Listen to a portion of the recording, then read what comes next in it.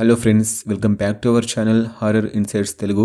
ఈ రోజు నేను మీ ముందుకు తీసుకొచ్చిన ఒక మంచి హారర్ సినిమా గుండిక్. ఈ సినిమా మామూలుగా ఉండదు ఫ్రెండ్స్. ఇండోనేషియా నుంచి వచ్చిన ఒక రియల్ హారర్ స్టోరీ. ఎంత భయంకరంగా ఉంటుందంటే చూసేవాడికి ప్యాంటు తడిసిపోవాల్సిందే. ఈ మూవీలో అయితే ఒక వింత ఆకారం ఉంటుంది. అది చూడ్డానికి సగం మనిషిలాగా సగం పాములాగా అయితే ఉంటుంది. సో దీన్నే ఒక ప్రమాదకరమైన దేవత అనుకోవచ్చు.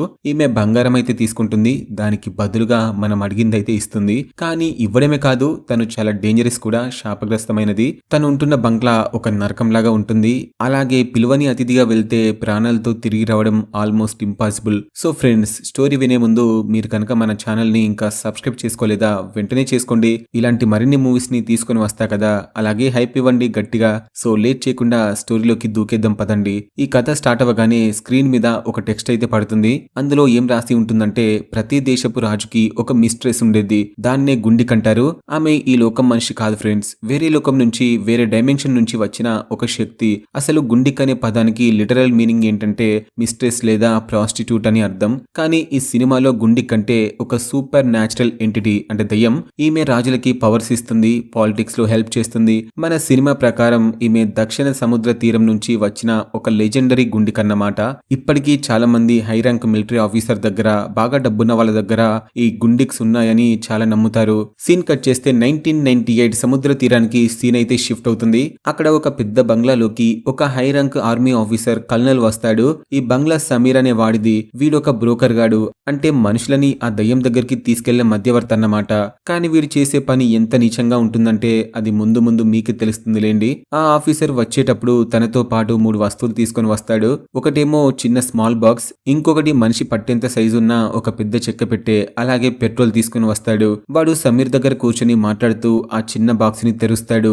ఆ బాక్స్ లో కళ్ళు చెదిరిపోయేంత బంగారం అయితే ఉంటుంది, బంగారపు బిస్కెట్లు. ఆ బంగారం చూడగానే సమీర్ గడి మొహంలో ఆనందం తట్టుకోలేకపోతాడు. వెంటనే సమీర్, సరే బంగారం అయితే ఉంది, మరి నా ఆఫరింగ్ ఎక్కడా అని అడిగితే అప్పుడు ఆఫీసర్ ఆ పెద్ద పెట్టె వైపు చూపిస్తూ ఇదిగో అక్కడుంది అని చూపిస్తాడు. సమీర్ ఆఫీసర్ తో, నువ్వు త్వరలోనే జనరల్ అయిపోతావు అని చెప్పేస్తాడు. అంటే ఆ ఆఫీసర్ ఇక్కడికి వచ్చింది ప్రమోషన్ కోసం, జనరల్ పోస్ట్ కోసం అన్నమాట. సమీర్ ఇంకా ఇలా అంటాడు, ఇప్పుడు నువ్వు లోపలికి వెళ్ళు, గుండిక్ ని కలువు. కానీ ఒక వార్నింగ్, లోపల నువ్వు ఏం చూసినా సరే, ఎంత భయంకరంగా ఉన్నా సరే భయపడకు. అది వినగానే ఆఫీసర్ చాలా భయపడిపోతూ లోపలికి వెళ్తాడు. అక్కడ సడన్ గా అతనికి ఒక పెద్ద పాము కనిపిస్తుంది. పాముని చూడగానే వాడు చాలా వణికిపోతాడు. కానీ జనరల్ అవ్వాలనే ఆశతో అలాగే ముందుకు వెళ్తాడు. అక్కడ డోర్ ఆటోమేటిక్ గా తెరుచుకుంటుంది. సో అదే గుండిక్ రూమ్ అయి ఉంటుందని లోపలికి వెళ్తాడు. సో నిజంగానే అది గుండిక్ రూమ్. సో అక్కడ బెడ్ మీద కూర్చుంటాడు. అప్పుడు ఆ పాము రూపం మారి గుండిక్ లాగా అక్కడికి వస్తుంది. ఆఫీసర్ తెచ్చిన బంగారాన్ని ఆమె ముందు పెడితే ఇక్కడ ఒక వింత జరుగుతుంది ఫ్రెండ్స్. ఆ గుండిక్ ఆ బంగారాన్ని చేతిలో తీసుకొని, మనం సినిమా చూస్తూ పాప్కార్న్ ఎలా తింటామో తను కూడా ఆ బంగారపు బిస్కెట్లని తీసుకొని కరకర నమిలి మింగేస్తుంది. అవును ఫ్రెండ్స్, నిజంగానే తినేస్తుంది. ఎంత కాస్ట్లీ దయ్యంరా బాబు అనిపిస్తుంది మనకి. ఆ తర్వాత ఆఫీసర్ చేతి మీద కత్తితో గాయం చేసి కారిన రక్తాన్ని ఒక గ్లాస్ లో పట్టుకొని అందులో ఇందాక తెచ్చిన పెట్రోల్ కలిపి తాగుతుంది. ఆమెకి అలా తాగుతుంటే చాలా టేస్టీగా అనిపిస్తుందంట, అందుకే అలా తాగుతుంది. ఇదంతా చూస్తుంటే ఆఫీసర్ కి ప్యాంట్ తడిసిపోతుంది. ఆ తర్వాత గుండిక్ తన డ్రెస్ పీస్ ని ఆఫీసర్ కళ్ళకి కట్టి అతని మీదికి ఎక్కుతుంది. ఇది లోపల జరుగుతూ ఉంటే బయట ఆ ఆఫీసర్ తెచ్చిన ఆఫరింగ్ ఉంది కదా, సమీర్ ఆ పెద్ద పెట్టెని ఓపెన్ చేస్తాడు. అందులో ఒక చిన్న పిల్లాడుంటాడు. సమీర్ ఆ పిల్లాడిని అక్కడికక్కడే దారుణంగా లేపేస్తాడు. ఆ పిల్లాడి రక్తం ఒక పైపు ద్వారా లోపల ఉన్న గుండిక్ గదిలోకి వెళ్తుంది. ఆ రక్తం ఒక షవర్ లాగా గుండిక్ మీద పడుతుంది. ఆ రక్తంలో తడుస్తూ ఆమె చాలా ఎంజాయ్ చేస్తూ స్నానం చేస్తుంది. ఇక్కడ మనకి అర్థం కావాల్సింది ఏంటి అంటే, ఈ గుండిక్ మనుషుల కోరికలు తీరుస్తుంది, కానీ బదులుగా బంగారం తింటుంది, రక్తంతో స్నానం చేస్తుంది. సో మీకు అర్థమైంది అనుకుంటున్నా గుండిక్ అంటే ఏంటో. ఇప్పుడు ఈ కథ 2003 ఇండోనేషియాకి షిఫ్ట్ అవుతుంది. అక్కడ ఉస్మాన్ అనే వ్యక్తి జైలు నుంచి ఈ రోజే రిలీజ్ అవుతాడు. మామూలుగా అయితే అతనికి 12 ఏళ్ల శిక్ష పడుతుంది. కానీ జైల్లో వాడు చాలా మంచివాడిలా నటించి మంచి ప్రవర్తన వల్ల 6 ఏళ్లకే బయటకు వస్తాడు. ఉస్మాన్ బయటికి రాగానే అక్కడ తన కూతురు మేరీ ఒక క్యాబ్ లో వచ్చి రిసీవ్ చేసుకుంటుంది. కూతుర్ని చూడగానే ఉస్మాన్ చాలా హ్యాపీగా ఫీల్ అవుతాడు. పరిగెత్తుకుంటూ వెళ్లి హక్ చేసుకుందాం అనుకుంటాడు. కానీ ఆమె కారు దిగగానే ఉస్మాన్ మొహంలో నవ్వు మాయమైపోతుంది. ఎందుకంటే మేరీ ఇప్పుడు నిండు గర్భిణి. ఇది చూసి ఉస్మాన్ కి గుండె పగిలినంత పనవుతుంది. నా కూతుర్ని ప్రెగ్నెంట్ చేసింది ఎవర్రా అని చెప్పేసి షాక్ లో ఉంటాడు. అంతలోనే మేరీ తన లవర్ ని పిలుస్తుంది. వాడు మరెవరో కాదు, ఆ క్యాబ్ డ్రైవరే ఇబ్రహీం. వాణ్ణి చూడగానే ఉస్మాన్ కి చాలా కోపం వచ్చేస్తుంది. నేను లేనప్పుడు నా కూతురు ఒక డ్రైవర్ ని ప్రేమించి ఇలా అయిందా అని చెప్పేసి. నేను ఒక రౌడీని కదా, కదా, నా కూతురు ఒక గొప్పవాడిని పెళ్లి చేసుకోవాలి కదా, కానీ ఇలా డ్రైవర్ని పెళ్లి చేసుకుంది ఏంట్రా బాబు అని తట్టుకోలేకపోతాడు. ఇక చేసేదేమీ లేక వాళ్ళతో కలిసి ఇంటికి వెళ్తాడు. ఇంటికి వెళ్ళగానే డైనింగ్ టేబుల్ దగ్గర రచ్చ మొదలవుతుంది. భోజనం చేస్తున్నప్పుడు ఉస్మాన్ చాలా సీరియస్ అవుతాడు. చూడు మేరీ, ఇస్లాం మతం ప్రకారం పెళ్లి జరగాలంటే ఒక గార్డియన్ తప్పకుండా ఉండాల్సిందే. నేను జైల్లో ఉన్నాను, నా పర్మిషన్ లేదు, సో ఈ పెళ్లి అస్సలు చెల్లదు, ఇది పెళ్లే కాదు అని చెప్పేసి తేల్చి చెప్పేస్తాడు.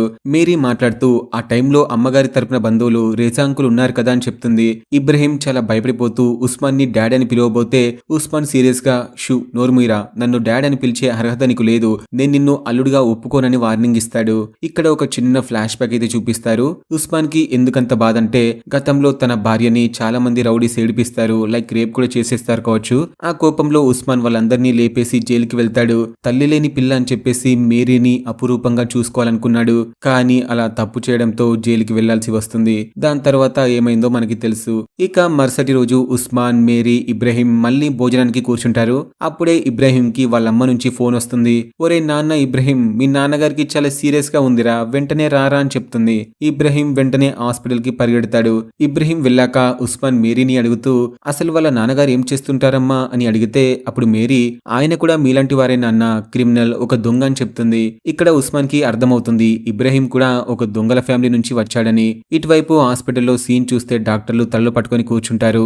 ఇబ్రహీం వాళ్ళ నాన్నని చూసి మీ నాన్న ఆర్గన్స్ అన్నీ ఫెయిల్ అయిపోయాయి, మెడికల్ సైన్స్ ప్రకారం ఆయన ఎప్పుడో చనిపోవాలి, కానీ చనిపోవట్లేదు, ఆయన రోజు నరకం చూస్తున్నాడు అని చెప్పేసి చేతులు ఎత్తేస్తారు. అందుకే ఇబ్రహీం వాళ్ళ అమ్మ ఇక లాభం లేదనుకుని ఆయన్ని ఇంటికి తీసుకెళ్లిపోదాం, బిల్లులు కట్టి ఓపిక నాకు లేదు, డబ్బులు కూడా లేవని చెప్పేసి అంటుంది. మరో పక్క మేరీకి నొప్పులు వస్తుంటే ఉస్మాన్ ఆమెని కుర్చీలో కూర్చోబెడతాడు. మేరీ సి సెక్షన్ ఆపరేషన్ చేయించండి నాన్న, నాకు చాలా భయంగా ఉంది అని అడుగుతుంది. కానీ ఉస్మాన్ దగ్గరేమో చిల్లి గవ్వలేదు, అల్లుడేమో క్యాబ్ డ్రైవర్ కాబట్టి వాడి దగ్గర కూడా డబ్బు లేదు. అప్పుడే ఉస్మాన్ కి టోనీ అనే వ్యక్తి నుంచి ఫోన్ వస్తుంది. టోనీ ఉస్మాన్ కి పాత బాస్ లాంటి వాడు, ఇల్లీగల్ పనులు ఇస్తుంటాడు. టోనీ ఉస్మాన్ ని ఆటో అని పిలుస్తాడు, ఎందుకంటే వీళ్ళకి కోడ్ నేమ్స్ ఉంటాయి పోలీస్ వాళ్ళకి దొరకకుండా ఉండడానికి. ఇక టోనీ ఒక బంపర్ ఆఫర్ అయితే ఇస్తాడు. ఒరే ఉస్మాన్, ఒక పెద్ద బంగ్లా ఉందిరా, అక్కడ న్యాయ్ అనే లేడీ ఉంటుంది, ఆ బంగ్లాలో బోల్డంత బంగారం నగలు ఉన్నాయి, అవి దొంగలించాలరా, నువ్వు ఒక్కడివే కాదురా, నీతో పాటు సౌద్, ఫార్సీ, సూర్ కూడా వస్తారు అని చెప్తాడు. ఆ న్యాయ్ మరెవరో కాదు, మనం ఫస్ట్ లో చూసిన గుండిక్. కూతురి ఆపరేషన్ కోసం డబ్బు కావాలి కాబట్టి ఉస్మాన్ కూడా ఒప్పుకుంటాడు. ఇటువైపు ఇబ్రహీం ఇంటికి వెళ్తాడు. వాళ్ళమ్మ ఒక సీక్రెట్ చెప్తుంది.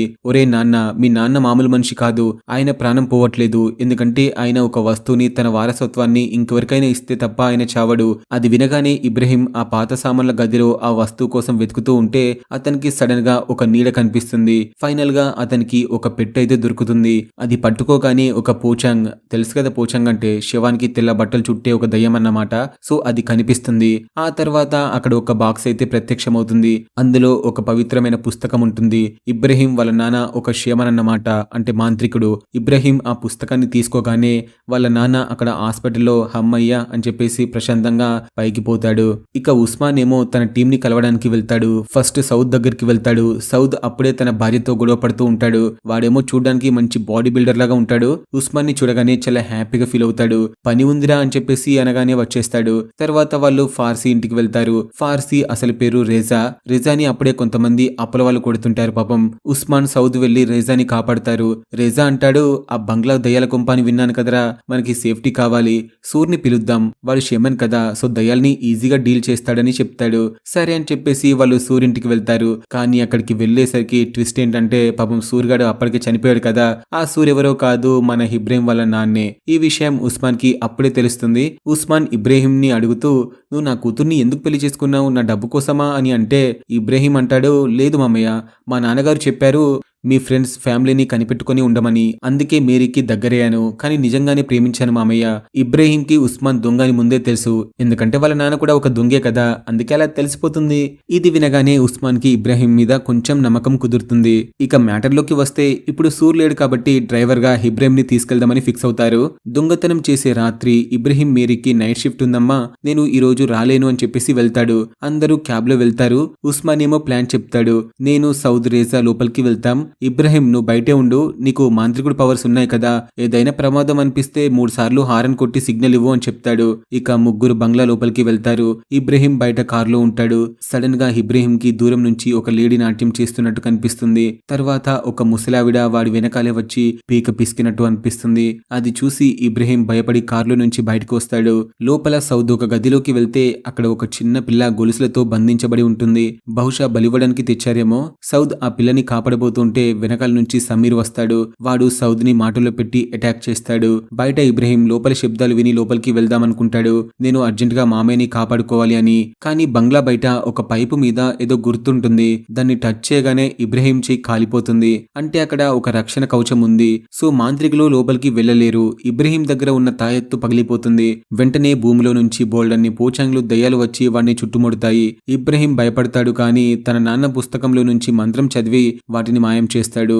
ఆ తర్వాత కార్ హారన్ కొట్టి సిగ్నల్ ఇద్దామని చూస్తాడు. చాలా సార్లు హార్న్ కొట్టి పిలుస్తాడు. అయినా కూడా వాళ్ళకి ఆ సౌండ్ అయితే వినిపించదు. సో వాళ్ళు రారు కాబట్టి ఇక మనోడే ఫైనల్ గా ఎలాగోలా కష్టపడి లోపలికి వెళ్తాడు.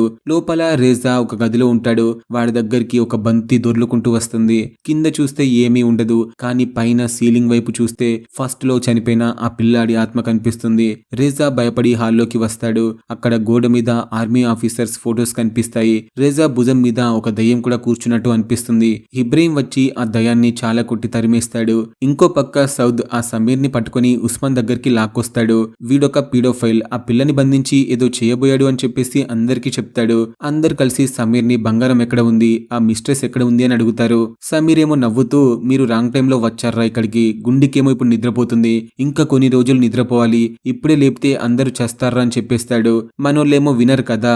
ఉస్మాన్ కి గోడ మీద ఒక గుండిక్ పెయింటింగ్ కనిపిస్తుంది. దాన్ని టచ్ చేయగానే ఒక బటన్ దొరుకుతుంది. అది నొక్కగానే పెయింటింగ్ కూడా పక్కకి వెళ్ళిపోయి ఒక సీక్రెట్ డోర్ ఓపెన్ అవుతుంది. దాంతో సమీర్ కి చాలా కోపం వచ్చి అందరితో ఫైట్ చేస్తాడు. కానీ వీళ్ళు గన్స్ తో సమీర్ ని షూట్ చేయడంతో వాడు తప్పించుకుని పారిపోతాడు. వీళ్ళు ఆ డోర్ గుండా లోపలికి వెళ్తారు. అది ఒక పాడుబడ్డ ప్లేస్ లా ఉంటుంది. ఫైనల్ గా గుండిక్ రూమ్ కూడా కనిపిస్తుంది. వెళ్తారు. అక్కడ గుండిక్ ఒక బాత్ టబ్ లో చాలా ఏళ్లుగా నిద్రపోతూ ఉంటుంది. అది చూసి వీళ్ళు భయపడతారు. కానీ అక్కడ కుప్పలు కుప్పలుగా బంగారం ఉంటుంది. ఆ బంగారం చూడగానే కకృతి పుట్టి బ్యాగుల్లో నింపుకుంటారు. ఇంత బంగారం దొరికితే తరాల వరకు కూర్చొని తినొచ్చు అని చెప్పేసి ఆశపడతారు. అదే టైంలో సమీర్ గాడు ఒక ప్లేస్ లో కూర్చొని రిచువల్ చేసి గుండిక్ ని నిద్రలేపుతాడు. ఈ లోపు వీళ్ళు బంగారం తీసుకుని బయటికి వచ్చేస్తారు. కానీ సౌద్ అంటాడు నేను ఆ పిల్లని కాపాడాలి అని. ఉస్మాన్ ఏమో వద్దంటాడు. కానీ సౌద్ వినకుండా వెళ్తాడు. ఉస్మాన్ కూడా వెనకాలే వెళ్తాడు. వెళ్లే ముందు ఇబ్రహీంతో అంటాడు, రే ఇబ్రహీం నువ్వు వెళ్ళిపోరా, మీరుని పెళ్లి చేసుకో, ఇప్పుడు నా పర్మిషన్ ఉంది కదా అని. అది వినగానే ఇబ్రహీం చాలా హ్యాపీగా ఫీల్ అవుతాడు. అలాగే వాళ్ళ మామకి షేక్ హ్యాండ్ ఇస్తాడు. ఇక ఇబ్రహీం రేజా బయటికి వెళ్లి వెయిట్ చేస్తుంటారు. సౌద్ లోపలికి వెళ్లి చూస్తే ఆ పిల్ల అక్కడ కనిపించదు. ఇబ్రహీం కూడా లోపలికి వెళ్దామని చెప్పి రేజాగాడితో అంటాడు, ఏ రేజా నువ్వు ఇక్కడే ఉండు, నేను లోపలికి వెళ్లి ఏమైందో చూసి వస్తాను అని చెప్తాడు. కానీ రేజాగాడేమో కకృతితో ఆ కార్ వేసుకుని పారిపోదామని చూస్తాడు. కానీ ఇబ్రహీం తెలివిగా ఆ స్టీరింగ్ వీల్ ని పీక్కెళ్ళిపోతాడు. సో రేజా పారిపోలేడు. అందరూ మళ్ళీ కలుస్తారు. పారిపోదామని చూస్తుంటే గుండిక్ వాళ్ళ ముందు ప్రత్యక్షమవుతుంది. లైట్స్ అన్ని ఆరిపోతాయి. గుండిక్ ఇప్పుడు పూర్తిగా పాములా మారిపోయి ఉంటుంది. వీళ్ళు ఎంత పరిగెత్తినా తిరిగి తిరిగి అదే హాల్లోకి వచ్చేస్తుంటారు. ఇదొక టైం లూప్. వాళ్ళు ఆ ఇంటి నుంచి బయటపడలేరు. లైట్స్ వచ్చాక గుండిక్ వాళ్ళ ముందు నిలబడుతుంది. ఆ దయ్యం ఆ ముగ్గురు దొంగల్ని రాజా అని చెప్పేసి పిలుస్తుంది. కానీ ఇబ్రహీం ని మాత్రం నువ్వు రాజు కాదు అంటుంది. సౌద్ గాడు ఆ గన్ తీసి గుండిక్ ని కాలుస్తాడు. కానీ దానికేమో ఏమీ కాదు. అది కోపంతో సౌద్ని కాసేపు ఆటాడుకొని వాడి తలకాయ లేపేసి రక్తం తాగుతుంది. మిగిలిన వాళ్ళేమో ఎక్కడ ప్లేస్ ఉంటే అక్కడికి వెళ్లి దాక్కుంటారు. అంటే ఐడెన్సీ ఆడతారు. మరొక పక్క మీరేకి ఏదో పీడకల వచ్చేస్తుంది. దాంతో తను చాలా టెన్షన్ పడుతూ వెంటనే క్యాబ్ ఆఫీస్ కి కాల్ చేస్తే ఇబ్రహీం నైట్ షిఫ్ట్ కి రాలేదని తెలుస్తుంది. అప్పుడు ఆమె ఇబ్రహీం డైరీని ఓపెన్ చేసి డైరీలో పెన్సిల్ తో షేడ్ చేస్తే ఆ బంగ్లా అడ్రస్ దొరుకుతుంది. ఆమె కూడా అక్కడికి స్టార్ట్ అవుతుంది. ఇటువైపు ఇబ్రహీం ఒక బీరువాలో దాక్కుంటాడు. వాడికి ఒక పోచాంగు దయ్యం కనిపిస్తుంది. ఇంతలో వెనక నుంచి చేతులు వచ్చి వాడిని పట్టుకుంటాయి. ఉస్మాన్ రేజాని సమీర్ పట్టుకుంటాడు. ఇబ్రహీం కి కూడా ఒక కల వస్తుంది. అందులో గుండిక్ వాడిని బీచ్ లోకి తీసుకెళ్తుంది. ఆ తర్వాత వాడితో అలా ప్రేమగా మాట్లాడుతూ కిస్ చేస్తుంది. అలాగే చంపాలని చూస్తుంది. కానీ మళ్ళీ మెలకువ వచ్చి చూస్తే ఇబ్రహీం ముందు ఆ పిల్ల కనిపిస్తుంది. ఇబ్రహీం అంటాడు నువ్వు ఓకేనా పాప అని. ఆ పిల్ల చెప్తుంది గుండిక్ మా ఫ్యామిలీని చంపేసింది, నన్ను బంధించింది అని. అప్పుడు ఆ పిల్ల ఒక షాకింగ్ పని చేస్తుంది. తన తల మీద ఉన్న విగ్ ని తీసేస్తుంది. అప్పుడు తెలుస్తుంది అది అమ్మాయి కాదు అబ్బాయి అని. ఇప్పుడు వాడే అసలు నిజాన్ని చెప్తాడు. అసలు ట్విస్ట్ ఏంటంటే ఈ దొంగతనం ప్లాన్ చేసింది మొత్తం టోనీ కాదు, ఈ పిల్లాడే. ఆ పిల్లాడు ఆ టోనీ గాడికి ఫోన్ చేసి నలుగురు వ్యక్తులు కావాలని అడుగుతాడు. అప్పుడు టోనీ వెంటనే మన హీరోకి కాల్ చేసి గోల్డ్ ఉన్న ఆ బంగ్లా అడ్రస్ చెప్తాడు. సో వాళ్ళు బంగారం దొరుకుతుందని ఆశతో ఇక్కడికి వచ్చారు. ఆ పిల్లాడే ఇదంతా మాస్టర్ ప్లాన్ వేస్తాడు. ఎందుకంటే ఆ గుండెని చంపాలి అంటే మిస్టికల్ ఫ్రైడే, ఇండోనేషియాలో అదొక పవిత్రమైన రోజు. సో ఆ రోజు పుట్టిన నలుగురు మనుషులు కావాలి. ఉస్మాన్, రేజా, సౌద్ ఇంకా ఇబ్రహీం వాళ్ళ నాన్న, వీళ్ళందరూ ఆ రోజే పుట్టారు. అందుకే వాళ్ళని బలివ్వడానికి పిలిపించాడు. కానీ ఇబ్రహీం వాళ్ళ నాన్న చనిపోయాడు కాబట్టి ఇబ్రహీం ఇక్కడికి వచ్చాడు. కానీ ఇబ్రహీం శనివారం నాడు అయితే పుట్టాడు. అందుకే ప్లాన్ మొత్తం ఫెయిల్ అయింది. అందుకే గుండిక్ వాడిని రాజా అని పిలవలేదు. ఆ పిల్లాడు సడన్ గా ఒక పెన్సిల్ తీసుకొని తన కన్ను తనే పొడుచుకొని నన్ను ఆ బాత డబ్బు దగ్గరికి తీసుకువెళ్ళు, ఆ దయ్యాన్ని నేను చంపేస్తానని అరుస్తాడు. ఇబ్రహీం కూడా చాలా భయపడిపోతూ వాడు అడిగినట్టుగానే ఎత్తుకెళ్లిపోతాడు. మరొక పక్క గుండిక్, సమీర్, రేజాతో కలిసి కాసేపు ఆడుకొని వాని చంపేస్తారు. ఉస్మాన్ మాత్రం ఎలాగోలా తప్పించుకొని గుండిక్ ని కాలుస్తాడు. కానీ తనేమో సావదు. ఎన్నిసార్లు కాల్చినా మళ్ళీ మళ్ళీ వస్తూనే ఉంటుంది. ఇక లాభం లేదు అనుకొని వెంటనే ఆ ఉస్మాన్ గాడు సమీర్ ని కాల్చి చంపేస్తాడు. సమీర్ అలా చనిపోగానే గుండిక్ చాలా ఏడుస్తుంది. సమీర్ అని చెప్పేసి గట్టిగా అరుస్తుంది. ఇటువైపు ఇబ్రహీం ఆ పిల్లాడిని బాత్ టబ్ దగ్గరికి తీసుకెళ్తాడు. అక్కడే ఒక ఎర్రటి క్లాత్ తో కప్పిన ఒక ముసలావిడ కనిపిస్తుంది. ఇబ్రహీం ఆ బట్ట తీసి చూస్తే అందరూ షాక్. ఎందుకంటే ఆవిడే అసలైన గుండిక్. ఇబ్రహీం కి బయట కనిపించింది ఈవిడే అన్నమాట. ఆమె చెప్తుంది, నేనే అసలైన గుండిక్ని. ఇప్పుడు మీరు చూస్తున్న ఆ పాము దయ్యం నకిలీది. అది నన్ను బంధించి నా రక్తాన్ని యూజ్ చేసుకుని పవర్ఫుల్ గా మారింది. తను మనుషులని బలి ఇచ్చిన తర్వాత ఆ రక్తం నా రక్తంతో కలిసి తన టబ్ లోకి వెళ్తుంది. అలా తను నా రక్తం యూజ్ చేసి చావు లేకుండా బ్రతకాలనుకుంటుంది. ఆ ముసలావిడ చెప్తుంది ఆ లివర్ లాగు అని. ఇబ్రహీం లాగగానే ఆమె శరీరం నుంచి రక్తం ఆ పిల్లాడి మీద పడుతుంది. అదే టైంలో నకిలీ గుండిక్ ఉస్మాన్ ని కూడా చంపేస్తుంది. ఇక మేరీ కూడా అక్కడికి వచ్చేస్తుంది. మేరీ క్యాబ్ డ్రైవర్ తో మాట్లాడుతూ నేను మా డాడీ వాళ్ళని తీసుకుని వస్తాను, కాసేపు ఇక్కడే ఉంటావా అని అడిగితే ఆ క్యాబ్ డ్రైవర్ కూడా సరే అమ్మా నువ్వు వెళ్ళు, నేను ఇక్కడే ఉంటానని చెప్తాడు.